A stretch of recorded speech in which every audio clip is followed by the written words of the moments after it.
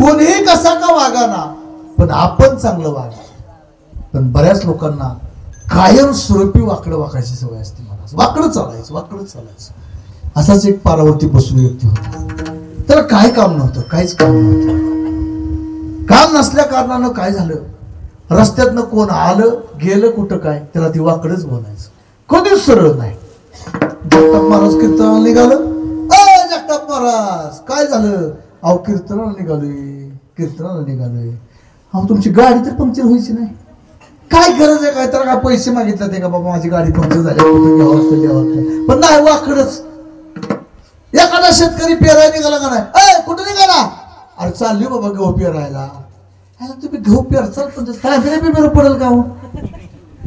काय ते चांगलं वागणारच नाही. काय बी करायला जावं, कुठली गोष्ट करायला जावं ती वाकडच बोलणार. लोक वैतागली होती त्याला. कसं बी वागा ती वाकडच बोलायचं, वाकडच होतं. मग एकदा काय झालं, आजारी पडली होती. आता आजारी पडल्यानंतर लोक म्हणले आता बाबा ही एका दिवस कधी मरतोय कोणाच ठोक सांगता येत नाही, पाळत राखायला. डॉक्टरने सांगितलं, म्हणले वेट अँड वॉच. म्हणजे काय होणार होता? म्हणले हे जाणार. म्हणले आता ह्याची वाट बघायला सांगितल्यानंतर मग आता तरुण पोरं होती ते म्हणले असं करा, म्हाताऱ्या माणसाला म्हणले झोपा तुम्ही, आम्ही बघतो. म्हणले हे म्हातारा कधी मरतोय काय होतंय ते. मग संध्याकाळी 7 वाजल्यापासून आता त्याला आत खाटावर झोपवलेलं ती, आणि बाहेर 7-8-10 पोरं बसलेली. अर्धा तासाची पोरं आत जायची बघायची तर ती मग ती बाहेर नाहीला का मेलं. परत दुसरं 2 जण जायची, तिच्या खायला का ते अजून पण मेलं नाही. माणसाची मरणाची वाट बघावं का माणूस? असं करत बराच वेळ झाला. 1 वाजल्यावर काय ती तोपर्यंत काय ती मेलं नाही म्हणलं. मग आता शेवटी पोरं नसतात ना, ती झोपली पोरं. असं 1:15 मेलं बघा ती. असं. पण मेलं कसं माहितीये का? त्यांनी काय केलं, खाट होती आणि खाट शेजारी देवळी होती. पाय उचललं त्या देवळीत घातलं आणि तसंच झोपलं, तसंच मेलं. रामकृष्ण तसंच मेलं महाराज ते. आणि तसं मेलं. ही सकाळी 7 वाजता उठले आणि बघितलं, मेलं म्हणली. इतका आनंद झाला त्या गावाला. म्हणले मेलं एकदाच. मेलं म्हणल्यावर बरं म्हणजे आता मेलंय ना, आता गावानेच वर्गणी केली. आता म्हणले त्याला तिकडं दहन करायला न्यावं लागेल. बरं न्यायचं. आता ताटी बिटी बांधली खरं. आणि ते बांधायला गेल्यावर आता ती बांधणं म्हणजे लय आवड असतं बरं का महाराज, लय आवडतं. काय आवडते मला एक प्रश्नच पडतो. मी कधी आवर्जून बांधताना बघायला जातो, हाताला कास्त महाराज इतकी सुतळी जोरात वाढते का उठून पळत मिळतं का कधी? ती लय बांधते ती का उठून पळत कधी नाही पळत. पण त्याला असं झालं, जर ताटी बिटी सगळी झाली, सगळं झालं, आंघोळ करत तर कुणाच्या काय ध्यानात आलं नाही. पण ताटीवर बांधायला गेल्यावर त्याला झोपवायला लागल्यावर डोकं दाबलं, पाय दाबायला लागलं, मुंडकवर. आता म्हणले आता कसं काय वाकड आयुष्यभर वाकडच चाललं होतं, सरळ चालतच नव्हतं. काय करायचं म्हणून तिथं 10-12 माणसं होती. आणि त्यात तुम्हाला सांगतो आमच्या साळुंके महाराज काही हुशार माणूस. अहो काय बघता म्हणलं तुम्ही, ह्याला सरळ करा. आता सरळ करा म्हणल्यावर मग आता कसं काय सरळ करायचं? म्हणले ती 2 चौपदार बोला, काळे चौपदार तिकडे देऊ बापा. त्यांना म्हणले ह्यातलं माहिती आहे. मग ह्यांना दोघांना बोलावलं. काय अवघड म्हणले, त्यात पालतं टाका म्हणले, पालतं. आणि तुडवा 10-5 जणांनी. हे ठाकरी सगळे नेले आपलं. हे सगळे ठाकरी नेले महाराज तिकडे येणं सगळे नेले आणि सगळ्यांनी तुडवलं. आणि सगळ्यांनी तुडवलं, ही पेकटात मोडलं. वाकडं चाललं होतं ना, पेकटात मोडलं ती झालं सरळ. बांधली ताटी बांधली, पण ती कुठल्या गावातलं होतं ते काय त्या गावाचं नाव बघा, ह्याला गाड आणि त्याला गाड असं काहीतरी. ह्याला गाड आणि त्याला गाड, ती ह्याला गाड मधलं मेलं होतं. त्या गावाचं नाव होतं ह्याला गाड. आता तुम्हाला तर काय गावाचं नाव माहिती काही? मला माहिती नाही, काहीच माहिती नाही. मग ती ह्याला गाड गावातली लोक म्हणले ही आयुष्यभर वाकडं चाललंय, ह्याला जर आपल्या गावात कुठं जाळलं पेटवलं ना, ही भूत होऊन लागेल. बोललं तरी आपल्या इथं नाही म्हणले ह्याला जाळायचं. काय पंचाने निर्णय दिला आपल्या गावात ह्याला जागा द्यायची नाही. काल ठाण्याला घडलंय, बरोबर आहे ना? टीव्ही बघितलंय ना लोकांनी. त्याला धन करायला सुद्धा जागा देत नव्हते महाराज. चला आपल्याला तिकडे जायचं नाही, त्याने गुन्हाच तसा केलेला होता. मग ते ह्याला गाडीवाले म्हणले बाबा इथं काय ह्याला पेटवायचं नाही, पुरायचं नाही, काय नाही, ही गोतवून लागेल, परत दुसरा माणूस वाकडात चालत, ही गेलाय वाकडा मरत तर मुर्दे म्हणले. मग त्यांनी काय केलं, त्याला गाड, त्या गावाचं नाव दुसऱ्या, ह्याला गाडातली लोक त्याला गाडी या गावात गेली शिवाच्या पलीकड, तिथं म्हणली धन करू. आता ही का बातमी काय कळत नाही का कोणाला? त्याला गाड मधली 10-5 माणसं आली गेलं. काय चाललंय म्हणले, काय चाललंय काय तुमचं? नाही म्हणले हे तर दान करायचंय. या बरं म्हणले कसं दान करताय बघू तुम्ही. बघता काय त्याची दोघांची झुंबड लागली, हा ना मारी वाकडं मेलेलं ती. भांडणं झाली तेवढ्यात माझं वांग वांग वांग वांग वांग वांग वांग करत तिथं पिंजरा आला होता. अशी 10-5 माणसं आहेत, इकडची 10-5 तिकडची माणसं, आयुष्यभर वाकडं झालेलं. मारतात तर काय सरळ मरतंय का महाराज? 10-5 माणसं आत टाकली. अक्षरशः मी काल लोहगावला तिकडे गेलो, येरवडा नाही का येरवडा, त्यातच कुठल्या ती काल जाऊन घाट सुद्धा घेऊन आलो महाराज. वाईट वागल्यानंतर ते चांगलं कधीच मरत नाही महाराज. मग आपल्याला आयुष्यामध्ये थोडस चांगलं करा आणि चांगलं वागा, आणि थोडा जर विचार करून जर प्रपंच केला महाराज, खूप चांगलं होतं, खूप चांगलं होतं.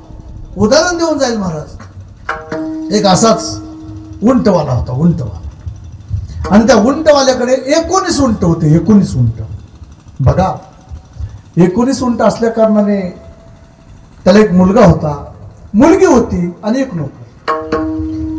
आता अशा अवस्था झाली, त्याचा अंतकाळ जवळ आला, आणि अंतकाळ जवळ आल्यानंतर त्यांनी त्या तिघांना जवळ बोलवलं आणि सांगितलं, हे बघा माझ्या अतिशय जवळचे तुम्ही 3 जण आहे. कोण? मुलगा, मुलगी आणि नोकर. त्या नोकराने चांगली सेवा केली होती. मग मी माझं मृत्यूपत्र तयार करतोय, पण ते मृत्यूपत्र आता तुम्ही वाचायचं नाही, एवढं करायचं. मी मेल्यानंतर माझे विधी सगळे झाले, 10वा 12वा 13वा 14वा काय असेल ते, आणि त्याच्यानंतर ते मृत्यूपत्र पहा. झालं. मग बोबडे महाराजांना बोलावलं, वकीलपत्र केलं. तुम्ही स्वतः महाराज? हा, मला माहित होतं. मग बोबडे महाराजांनी त्यात लिहिलं, काय लिहायचं ते लिहायचं. गेलं म्हातारं, गेलं. मरून गेल्यानंतर आता काय लिहिलंय मृत्यूपत्रात, काय लिहिलंय मृत्यूपत्रात, ह्याच्याच माणसाचं ध्यान आता त्या म्हाताऱ्यावर ध्यान असतं. झालं. 13वा 14वा उरकला, 15 दिवस झाले. म्हणले अरे ते मृत्यूपत्र काढा. मग मृत्यूपत्र पाहिलं, लगेच बोबडे महाराजांना तिथं बोलावलं. म्हणले तुमचं ते वकीलपत्र लिहायला कुठे बघू. बोबडे महाराजांनी वकीलपत्र काढलं आणि काढलं. वाचावं त्यात काय लिहिलं होतं, काय लिहिलं होतं. आता कसं काय झालं बरं? म्हणले मी होतो वकीलपत्र करायला, मला माहिती नाही, मी होतो तुम्ही कसं असाल तिथं. मग तुम्हाला सांगतो त्यात लिहिलं होतं, काय लिहिलं होतं की माझ्याकडे 19 उंट आहेत, त्यापैकी अर्धे उंट माझ्या मुलाला द्यावेत. पहिलं. तर दुसरं, त्यापैकी 1/4 माझ्या मुलीला द्यावेत, 19 उंटातले, आणि त्यातील 5वा हिस्सा माझ्या नोकराला द्यावा. आता मृत्यूपत्र वाचायला अख्खं गाव एका जागेवर झालं, सगळं गाव. तर म्हणले म्हाताऱ्याला का लयच वाकडे, म्हणले त्या वाकड्यासारखंच येते वाकडं वागलं म्हातारं. आता मला सांगा 19 उंट, त्यातलं अर्धे उंट मुलाला द्यायचं, तर कसं द्यायचं? का पाऊस लागते का नाही? हा, 9 दुनी 18, राहिला 1, त्याचा अर्धच करावं लागणार ना. जा आता 1/4 द्यायचं कोणाला? मुलीला. म्हणजे 19 मधले 1/4 किती झालं सांगा बरं? येऊ का घरं जाऊन चहा पाणी पिऊन तर तिथं बी काय पाऊस लागते. आता ह्याला 1/5 द्यायला सांगितलं, 5वा भाग. आता 19चा 5वा भाग गेला, तिथं बी उंट किती कापावं लागतील? मग 3 उंट कापावं लागतील का नाही? हाय म्हणजे काय म्हातारं वाकडच वागलं, चांगलं वागा ना बघा. काय मृत्यूपत्र केलंय म्हणजे काय काय मार्ग. आणि मग त्या गावात समजलं, सगळं गाव गोळा लागलं. म्हणलं काय बाबा आता या मृत्यूपत्राचा मेळ लागत नाही, नाही लागत मृत्यूपत्राचा. मग आता काय केलं पाहिजे? म्हणजे हुशार माणूस शोधला पाहिजे. मग एक जायला कळलं, म्हणजे ते शेगाडी वस्तीवर शेगाडी तात्या कोल्हे हुशार माणूस आहेत. त्यांना बोलावं म्हणले, त्यांचं गणित तज्ञ आहेत ते. हा गणित तज्ञ आहेत. मग त्यांना बोलवायला सांगितलं. मग 10-5 माणसं गेली, बाबा तात्याला बोलून आणलं. पण का तात्याला बोलवायचं कारण होतं, तात्याकडे होता उंट. म्हणले उंटाची वाटणी उंटवाले माणसालाच कळेल म्हणले, कुणाला बी नाही कळायची. हा मग तात्याने बी आपलं आंघोळ पांघोळ सगळं बुका बिका बिका सगळं उरकलं. आले गावात. काय झालं म्हणले, काय अडचण आहे तुमची? अहो म्हणले हवाई म्हातारे मेले या, त्याला आहे ते 19 उंट आणि गोळ आता असं झालाय, आता वाटणी करायची आहे. पण वाटणीच आम्हाला करता येणार. काय झाले म्हणले, वाचा मृत्यूपत्र. मग मृत्यूपत्र वाचलं तर अर्ध पोराला द्या, 1/4 पुरीला द्या आणि 5वा हिस्सा नोकराला द्या. त्यांनी डोकं खजावलं आपलं तात्याने. हा सोपं आहे म्हणले, काय ते अवघड आहे. आता तात्या हुशारच होतं म्हणलं, जरा हुशारी चालवली बरोबर त्यांनी. आणि मग तरी काय म्हणाले, ह्या बघा म्हणले, आता घोळ करण्यापेक्षा एक काम करा, ही माझा उंट आहे का त्या 19 मध्ये मिसळून टाका म्हणले. मग गावाने विचार केला. काय विचार केला, ह्यात आपला तोटा तर नाही ना. काय म्हणले, वाढच आहे ना, कमी तर होत आहे का. आता तात्या जर म्हणलं असतं बाबा 19 उंट त्यातला 1 उंट मला द्या, मग म्हणले असते तात्याचा स्वार्थ आहे जरा ह्यात. काय महाराज बरोबर आहे का नाही. पण आता उंट जर मिळतोय म्हणले, मान्य म्हणले आम्हाला, मान्य आहे, काय सुद्धा अडचण नाही. आणि मग त्यात 1 उंट घातला. आता किती उंट झाले का 20 उंट. हा त्यातले निम्मे करा. किती झाले 10. ती कुणाला द्यायचे, पोराला दिले, बरोबर का. आता भाग कुणाचा आला, पोरीचा. हा 20 मधलं डायरेक्ट आता 1/4 करा. किती झाले, मोठ्याने म्हणा की महाराज 5च ना. हा टाका देऊन 5 पोरीला, बरोबर का. 10 आणि 5 किती गेले, राहिले खाली 20. 20 आणि 20 मधलं 1/5 5वा भाग काढा. किती झाले, 4च ना. 1/5 4 20, बरोबर आहे ना. का चुकतोय माझं गणित. गणित नाही चुकणार माझं, क्लिअर सांगतो मी. पहिल्याला 10 दिले पोराला, मुलीला 5 दिले, 10 आणि 5 15 आणि नोकराला 4 दिले. खाली किती उरला, ज्या तात्या त्या उंटा बसल्या घरी निघून गेले. केले का नाही वाटते बरोबर. नाहीतर अख्खा गाव भाराभर चिंध्या, एक ना धडून भाराभर चिंध्या, असं उपयोग नाही महाराज. म्हणून प्रपंच करताना हुशारीने प्रपंच करा. कुणाची कापाकापी करू नका. कापाकापी करण्यात प्रपंच होत नसतो महाराज. मी तुम्हाला आता मला ह्या गोष्टी सांगून आहेत कीर्तनात, पण खरंच बोलतो मी.